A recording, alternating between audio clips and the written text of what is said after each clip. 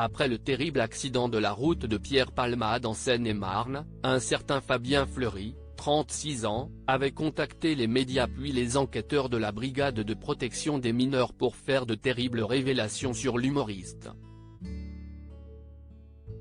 Celui-ci affirmait être en possession de vidéos montrant Pierre Palmade en train de regarder des images à caractère pédopornographique. Si est-il le même homme qui a comparu cette semaine devant le tribunal correctionnel de Paris pour s'expliquer sur les soirées chemsex qu'il organisait très régulièrement dans son appartement du boulevard Rochechouart, en plein cœur Paris.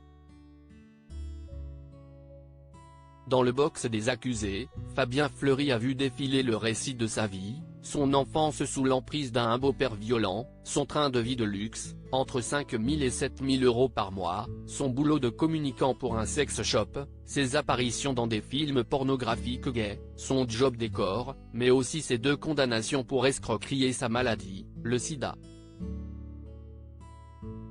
Ont enfin été abordées l'orgie parisienne organisée chez lui du vendredi au dimanche soir, au cours desquelles se réunissaient des hommes chauds et sexy sous l'emprise de drogue de synthèse.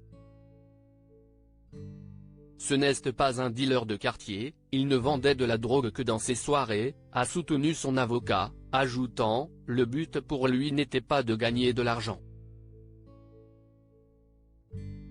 Il souffre d'une addiction au sexe et à la drogue dans ce contexte d'orgie qu'il pratique pour oublier son mal-être. La justice a finalement tranché en faveur d'une lourde peine de 2 ans de prison dont 1 avec sursis ce vendredi 17 février 2023. Cette révélation stupéfiante sur Pierre Palmade. Voilà des années que Pierre Palmade souffre lui aussi d'une sérieuse dépendance à la drogue. Interrogé par le magazine Nous Deux, un proche de l'humoriste dans les années 90 raconte, dès qu'il avait fini son spectacle, il fallait partir tout de suite pour aller vite faire la fête. Donc, pas question de séance de signature, rien. C'était direct dans la voiture pour aller au restaurant et ensuite en boîte.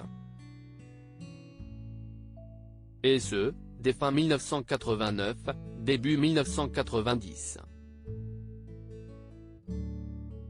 Il poursuit, et il a très vite été accro à drogue. Lors de la toute première tournée, il n'y touchait pas, mais dès la deuxième, il me demandait, embarrassé, si je connaissais quelqu'un pour lui en fournir. Et ça s'est amplifié avec le temps. Notamment lors d'une soirée à rallonge dans une boîte de nuit belge, il avait lancé un concours de celui qui allait rentrer le plus tard.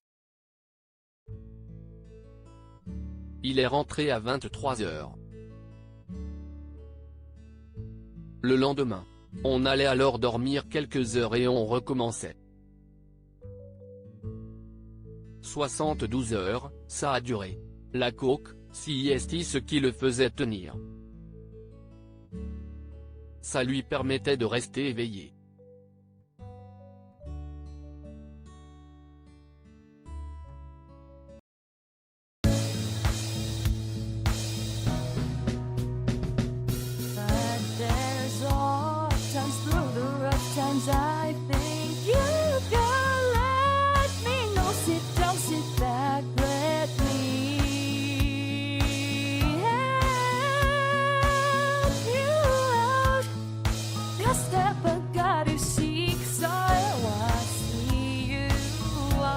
On your own, but